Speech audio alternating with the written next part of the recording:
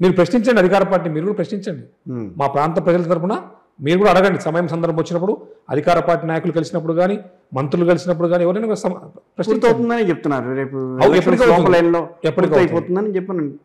రాజకీయంలో ఓట్ల కోసం కాదు, ఆ ప్రాంత ప్రజల దాహార్తి తీర్చాలా, ఆ బీడు భూముల్లో నీళ్లు పారాలా, కృష్ణమ్మ నీళ్లు గలగల పారాలా, ఆ సౌండ్ రావాలా, కృష్ణానది నీళ్ళు సౌండ్ రావాలా. మనం పేపర్ ముందు టీవీ ముందు కూర్చొని మన నోటి సౌండ్ కాదు, కృష్ణమ్మ గలగలా పారుతుంటే ఆ సౌండ్తో ఆ ప్రాంతం సస్యమైంది. కానీ మీరు నేను కూర్చొని మాట్లాడుకొని 4 గంటల మధ్య వీడియో రిలీజ్ చేస్తే కాదు, అభివృద్ధి కాదు. ఆకలైతున్న పిల్లవాడికి అన్నం పెడితే వాడి ఫేస్లో గ్లో వస్తుంది. నిర్రలిచ్చి పగిలిపోయినటువంటి భూమాతకి నీళ్లు పెడితే ఆ భూమాత సంతోషించి తన నుంచి శక్తినిచ్చి, ఖనిజాలనిచ్చి, మొక్కలను పెంచి పంటలు పెంచుతుంది. దేశానికి పంటలు పండిస్తాం. చాలా పెద్ద విస్తారం ఉంది. రామచంద్రారెడ్డి గారు కేవలం రాజకీయాల్లోకి వచ్చింది తన ప్రాంత అభివృద్ధి కోసం మాత్రమే. There is no doubt. నాకు అది తప్ప వేరే అజెండా లేదు. బీజేపీ అయితే బాగా చేస్తుందని చెప్పేసి, బీజేపీ ఒక జాతీయ పార్టీ, ఇప్పుడు కేంద్రంలో అధికారంలో ఉంది. ప్రజా సమస్యలను, అక్కడి సమస్యలను అధినాయకత్వాన్ని తెలియజేయొచ్చు. నాకు అక్కడ కూడా బీజేపీలో ఉన్నటువంటి లీడర్లందరూ కూడా, మా అధ్యక్షులారు పురంధేశ్వర్ గారు కానీ, మాజీ ముఖ్యమంత్రి కిరణ్ కుమార్ రెడ్డి గారు కానీ, సుజనా చౌదరి గారు, జీవీఎల్ నరసింహారావు గారు, అందరూ ప్లస్ మా ఊర్లో ఉన్నటువంటి బీజేపీ నాయకులందరూ, మా జిల్లాలో ఉన్నటువంటి అధ్యక్షులు అంతా నా మిత్రులే. చిన్ననాటి నుంచి నా మిత్రులే. అందరం ఆ కాలేజ్ చదువుకున్నాం.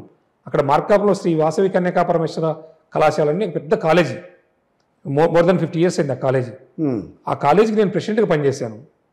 ఆ కాలేజీ మా చుట్టుపక్కల ప్రాంతాలలో ఒక 5-6 కర్నూలు జిల్లా నంద్యాల నుంచి కూడా చదువుకున్నారు ఆ రోజుల్లో. చాలా పెద్ద కాలేజ్. ఆ కాలేజీలో చదువుకున్నాం. మా మిత్రులందరూ అన్ని రాజకీయ పార్టీలందరూ అన్ని కంపెనీలో ఉద్యోగాలు చేస్తారు. అప్పుడప్పుడు వీలైనప్పుడు సంవత్సరానికో, దసరాకో, సంక్రాంతికో ఓ మీటింగ్ పెట్టుకుంటాం. ప్రాంత సమస్యల గురించి మాట్లాడుతుంటాం.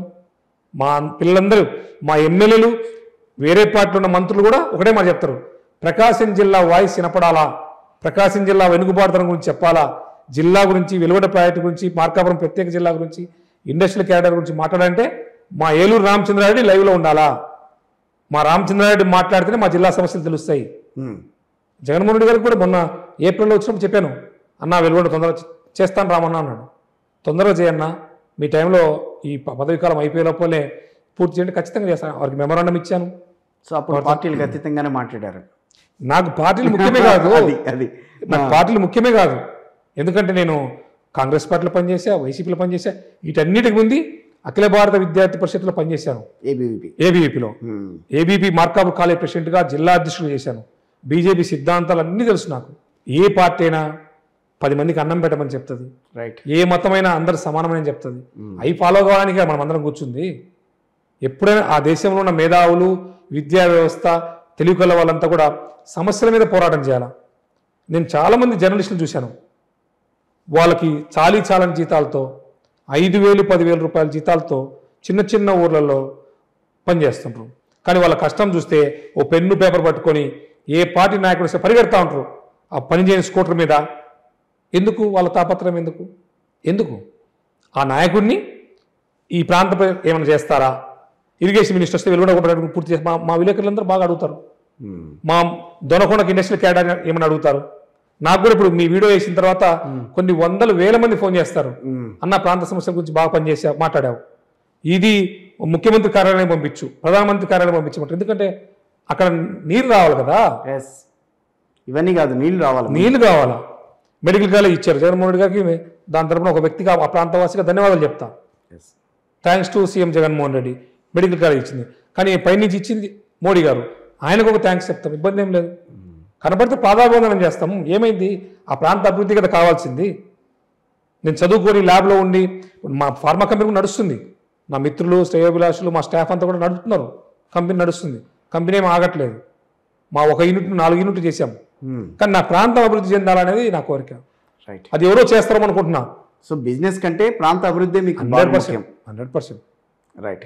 రాబోయే రోజుల్లో ఆ వెలువడను సాధించాలి. మార్కాపురం వెనుకబడ్డటువంటి ప్రత్యేక జిల్లాగా మార్కాపురం జిల్లాగా ఏర్పాటు చేయాలి. అక్కడ విద్య, వైద్యం అన్ని అందుబాటు తీసుకురావాలి. మోడీ గారు లాంటి గొప్ప ప్రధానమంత్రి గారిని కలిసి మా రాష్ట్ర నాయకత్వం తీసుకుని వెళ్ళిపోయి అక్కడ ఎయిమ్స్ లాంటి ఇన్స్టిట్యూషన్ తీసుకురావాలి.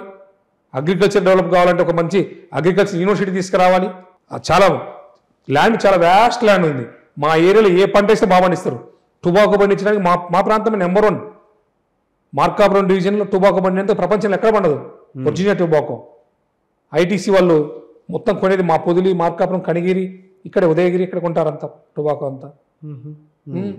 అసలు చాలా సారవంతమైన నేలలు, ఓకే, మంచి నేలలు, కానీ నీరు లేదు అంతే.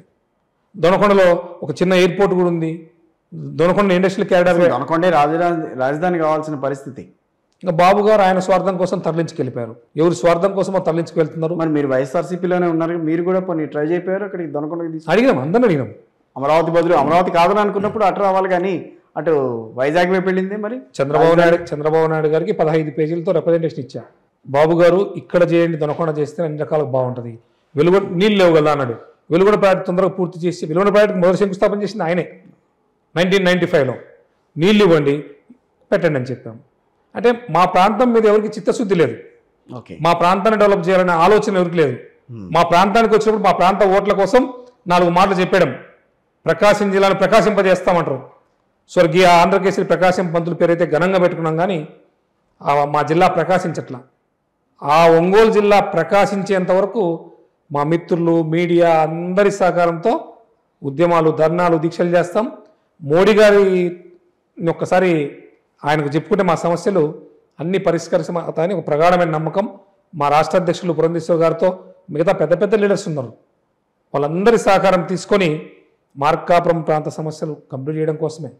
ఇండస్ట్రియల్ క్యారిడార్ కూడా చాలా చక్కగా ఉంది. దొనకొండలో మోర్ దెన్ ఒక 50,000 ఎకరాల ప్రభుత్వ భూములు ఉన్నాయి. అవును, ఇప్పుడు మనము హైదరాబాద్లో ఫార్మా సిటీ అని చెప్పేసి ల్యాండ్ లేక ల్యాండ్ ఒక బాధపడుతున్నారు.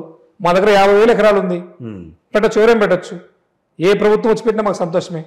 మొన్న రీసెంట్గా యూపీ డిప్యూటీ సీఎం గారు, UP industrial minister, UP CEO అందరూ తాజ్ కృష్ణలో మీటింగ్ పెట్టారు. మమ్మల్ని అందరినీ పిలిచి యూపీలో ఇండస్ట్రీ పెట్టమని ఇన్వైట్ చేస్తాం. అతి తక్కువ రేట్కే land, power free, 10 years power అంటే ఫ్రీ, కంప్లీట్ ఫ్రీ అంట, పవర్ ఫ్రీ.